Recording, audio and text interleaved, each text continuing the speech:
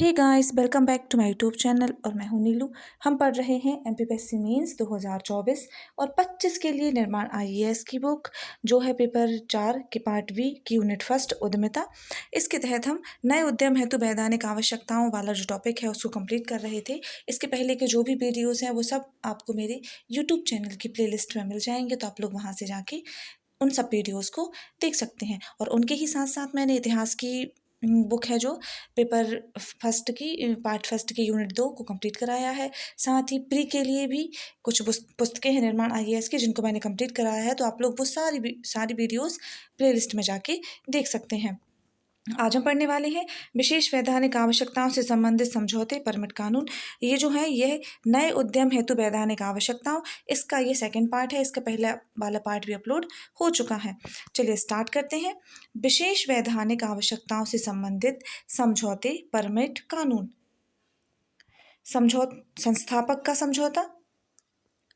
संस्थापक समझौता एक दस्तावेज है जिसमें किसी उद्यम, संस्थापक, व्यवसाय के प्रतिभागियों के बारे में महत्वपूर्ण जानकारी होती है। तो क्या होता है, जब हम कोई व्यवसाय प्रारंभ करने वाले होते हैं तो हमें संस्थापक का जो समझौता होता है उसमें जो भी व्यक्ति या फिर जो भी संस्थापक व्यवसाय प्रारंभ कर रहे होते हैं तो उनके प्रतिभागियों के बारे में महत्वपूर्ण जानकारी इसके अंतर्गत होती है। यह एक अनुबंध के रूप में कार्य करता है जो संस्थापकों की भूमिकाओं और जिम्मेदारियों, परिचालन विवरण, कार्यकाजी मुआवजे, संघर्ष समाधान खंड और निकास खंड को रेखांकित करता है। यह लंबे समय तक व्यवसाय को सुचारू रूप से संचालन को सुनिश्चित करता है। तो जब हम मान लो कोई बिजनेस स्टार्ट कर रहे हैं तो उसमें जितने भी पार्टनर्स हैं सब क्या करेंगे, सबके बारे में इंफॉर्मेशन है। अगर वो कभी जाना चाहते हैं, मतलब जो अपनी जो व्यवसाय है उससे अलग होना चाहते हैं, तो वो किस तरीके से अलग होंगे, और उनके बीच में अगर कोई कभी झगड़ा या संघर्ष होता है तो वो किस तरीके से अलग हो जाएंगे, उनका विघटन कैसे हो जाएगा, मतलब निकास खंड, उनके क्या क्या कार्य रहेंगे, परिचालन विवरण क्या रहेगा, किस तरीके से संचालन होगा, उनकी भूमिकाएं और उनकी जिम्मेदारियां क्या होगी, यह सब कुछ जो कुछ है इन सब के बारे में यह संस्थापक के समझौते के अंतर्गत आता है। नेक्स्ट हम देखेंगे कानूनी लाइसेंस और परमिट। नाम और व्यवसाय इकाई चुनने के बाद सबसे पहले आपको अपने व्यवसाय का नाम और व्यवसाय की इकाई चुननी होती है। तो नाम और व्यवसाय की इकाई चुनने के बाद लाइसेंस और पंजीकरण के लिए आवेदन करना शुरू करें, जो आपको और आपके व्यवसाय को किसी भी प्रकार की कानूनी जटिलताओं से सुरक्षित रखेगा। सबसे पहले आप अपने व्यवसाय का नाम चुन लें और व्यवसाय की इकाई चुन लें कि किस प्रकार का आपका व्यवसाय है। उसके बाद आप लाइसेंस और पंजीकरण के लिए आवेदन कर सकते हैं, जो कि आपको क्या करेगा, भविष्य में कानूनी जो जटिलताएं होंगी उनसे सुरक्षित रखेगा। नेक्स्ट है श्रम कानूनों का पालन। एक अकेले व्यक्ति के लिए कंपनी चलाना मुश्किल है, और जब हमारे पास एक बड़ा दृष्टिकोण होता है तो हमें ऐसे लोगों को नियुक्त करना होगा जो हमारे सपनों के व्यावसायिक विचारों को वास्तविकता में बदलने में योगदान दे सके। तो एक अकेला व्यक्ति व्यवसाय नहीं चला सकता है, उसको कर्मचारियों की आवश्यकता होती ही है। तो हमें ऐसे व्यक्तियों की आवश्यकता होती है जो कि हमारे सपने के व्यावसायिक विचारों को वास्तविकता में बदलने में योगदान दे सके। इन लोगों को संगठित और प्रबंधित करने के लिए हमें यह सुनिश्चित करना होगा कि उन्हें उचित मुआवजा दिया जाए और कानूनी मानकों के अनुसार हर चीज़ का पालन किया जाए। दोनों तरफ से कोई शोषण नहीं होना चाहिए, और ऐसा नहीं हो कि आपने व्यक्तियों को नियुक्त कर लिया है, कर्मचारियों को नियुक्त कर लिया है, पर उनको आप उचित मुआवजा यानी कि उचित वेतन नहीं दे रहे हैं और उनके संबंध में आप कानूनी मानकों को पूरा नहीं कर रहे हैं। इस तरीके से दोनों के साथ शोषण नहीं होना चाहिए, दोनों तरफ से शोषण नहीं होना चाहिए। जब कोई स्टार्टअप इंडिया पहल के तहत पंजीकृत होता है तो संस्थापक निगमन की तारीख से 1 वर्ष के भीतर 100 घोषणा कर सकता है। स्टार्टअप इंडिया के अंतर्गत अगर कोई पंजीकृत होता है किसी भी पहल का यानी कि व्यवसाय का, उद्यम का, तो संस्थापक निगम की तारीख से 1 वर्ष के भीतर 100 घोषणा कर सकता है और श्रम निरीक्षण से छूट प्राप्त कर सकता है। नीचे भारत में कुछ प्रमुख रोजगार श्रम कानूनों और अनुपालनों का उल्लेख किया गया है जिनका हमें अपने व्यवसाय का सुचारू रूप से चलाने के लिए पालन करने की आवश्यकता होती है। तो अब हम ऐसे कुछ श्रम रोजगार संबंधी जो कानून है, अधिनियम है, उनको देखेंगे जो अगर हम व्यवसाय चला रहे हैं तो उनका पालन हमारे लिए अति आवश्यक है। जिनमें सबसे पहला है औद्योगिक विवाद अधिनियम 1947 का, अनुबंध श्रम विनियमन और उन्मूलन अधिनियम 1970, कर्मचारी भविष्य निधि और विविध प्रावधान अधिनियम 1952, कर्मचारी राज्य बीमा अधिनियम 1948, औद्योगिक रोजगार स्थायी आदेश अधिनियम 1946, अंतर्राज्य प्रवासी कामगार रोजगार और सेवा की शर्तों का विनियमन अधिनियम 1979, ग्रेच्युटी भुगतान अधिनियम 1972, ट्रेड यूनियन अधिनियम 1926, भवन और अन्य निर्माण श्रमिक रोजगार और सेवा की शर्तों का विनियमन अधिनियम 1996, बौद्धिक संपदा पंजीकरण और संरक्षण। बौद्धिक संपदा जैसा कि नाम से पता चलता है, आविष्कारों सहित दिमाग की रचनाओं, इसके अंतर्गत साहित्यिक और कलात्मक कार्य, डिजाइन और व्यवसाय के उपयोग किए जाने वाले प्रतीक, नाम, चिन्ह, प्रतीक, नाम और चित्र आदि शामिल किए जाते हैं। बौद्धिक संपदा के सबसे प्रसिद्ध प्रकार पेटेंट, ट्रेडमार्क, कॉपीराइट और व्यापार रहस्य हैं। इस डिजिटल युग के बीच एक विशेषज्ञ IPR वकील की मदद से अपनी बौद्धिक संपदा को पंजीकृत करने और उसकी रक्षा करने की हमेशा सलाह दी जाती है। यह प्रतिस्पर्धियों द्वारा अपनी बौद्धिक संपदा के किसी भी प्रकार के दुरुपयोगों से हमारी रक्षा करता है। जिन उद्यमियों ने स्टार्टअप इंडिया पहल के तहत अपना व्यवसाय पंजीकृत किया होता है, वे स्टार्टअप बौद्धिक संपदा संरक्षण यानी कि SIPP योजना का लाभ उठा सकते हैं। नेक्स्ट है हमारा गैर प्रकटीकरण समझौता। बौद्धिक संपदा की सुरक्षा और गैर प्रकटीकरण समझौता बनाने सहित प्रक्रियाएं ही हमारी और हमारे व्यवसाय की रक्षा करेंगी। तो ये गैर प्रकटीकरण समझौता है। तो बौद्धिकरण संपदा की सुरक्षा और गैर प्रकटीकरण समझौता बनाने सहित प्रक्रियाएं ही हमारी और हमारे व्यवसाय की रक्षा करेंगी। गैर प्रकटीकरण समझौता NDA जिसे गोपनीयता समझौते के रूप में भी जाना जाता है। तो किस नाम से जानते हैं इसको गोपनीयता समझौते के नाम से भी जानते हैं।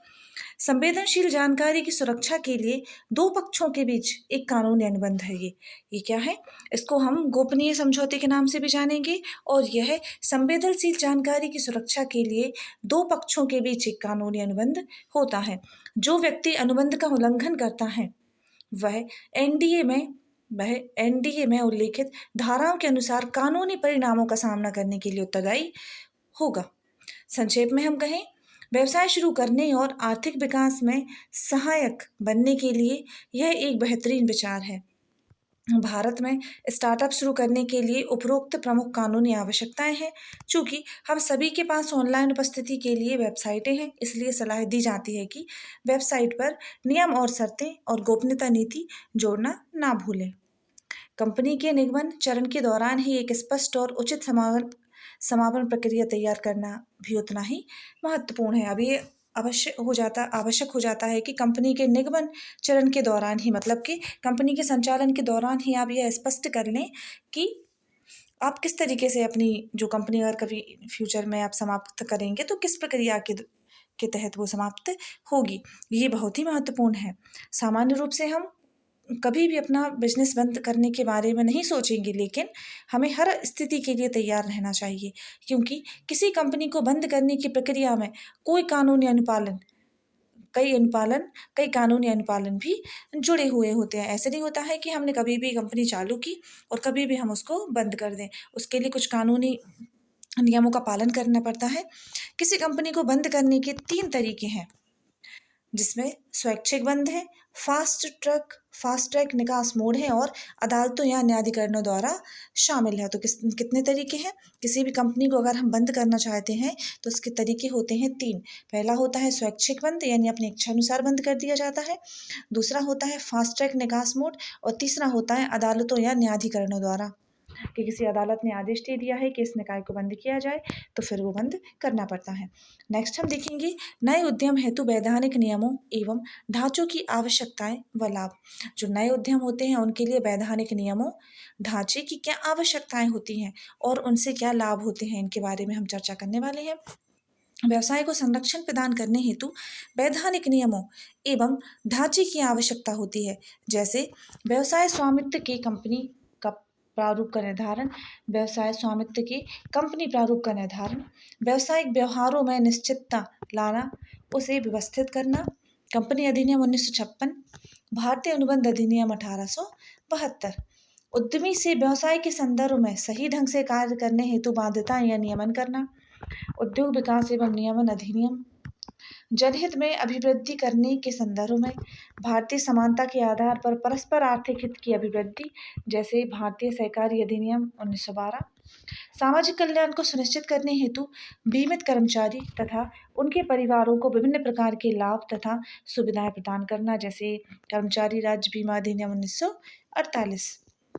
कर्मचारी कल्याण को व्यवहार में लाने के लिए श्रमिकों एवं सेवा योजकों के बीच संबंधों का विनियमन करने हेतु, जैसे श्रम संघ अधिनियम 1926। पर्यावरणीय संवेदनशीलता, प्रदूषण के रोकथाम व नियंत्रण तथा पर्यावरण संरक्षण हेतु, जैसे प्रदूषण निवारण नियंत्रण संबंधी अधिनियम, पर्यावरण संरक्षण अधिनियम 1986। उपभोक्ता संरक्षण के लिए उपभोक्ता संरक्षण, उपभोक्ताओं को संरक्षण प्रदान करने तथा शोषित होने पर उचित क्षतिपूर्ति दिलाने हेतु उपभोक्ता संरक्षण अधिनियम 1986 या फिर इसी का संशोधित अधिनियम 2019।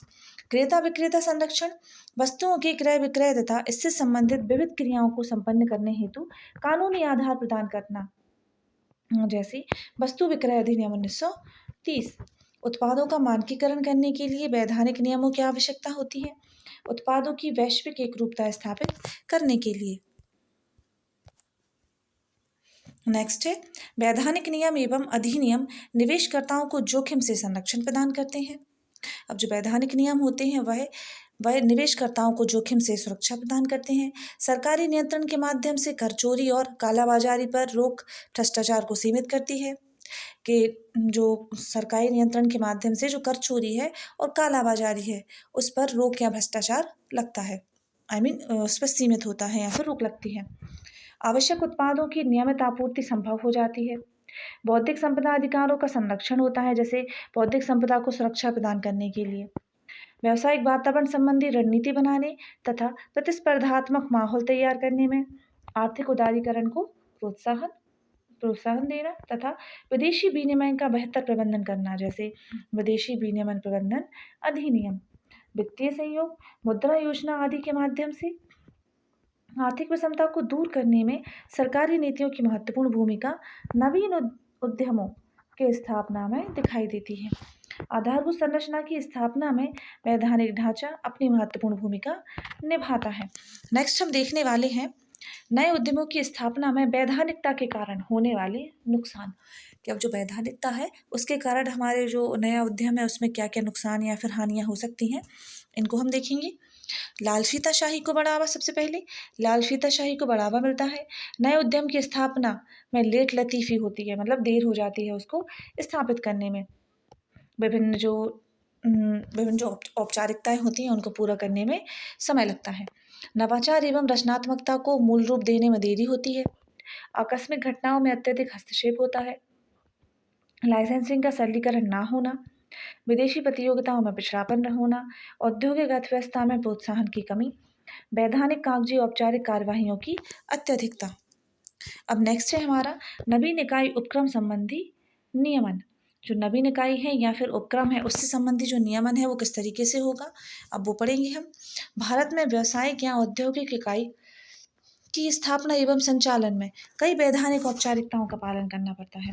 ऐसा नहीं होता है कि मन में विचार आया कि मैं फैक्ट्री डालूं और तुरंत दूसरे दिन से फैक्ट्री चालू हो जाए, उसके लिए आपको कई वैधानिक जो औपचारिकताएं हैं उनको पूरा करना पड़ेगा।